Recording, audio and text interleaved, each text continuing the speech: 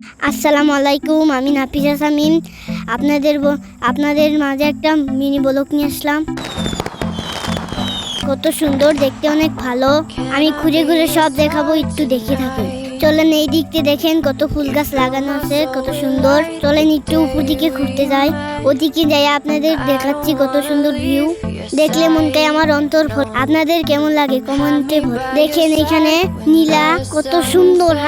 হাইরে বাতাস। আপনারাও আসতে পারবেন, যদি আসতে চান আমার সাথে যোগাযোগ করবেন।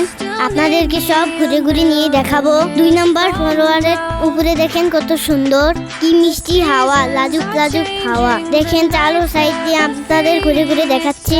থাকেন, ভিডিওটা না দেখে মিস করবেন। দেখেন পিছন সাইডে কত সুন্দর। আরো দেখেন এখান দেখা। এবার চলো 3 নম্বর ফ্লোরে চলে যাই, আপনাদেরকে উপর থেকে একটা দৃশ্য দেখাই।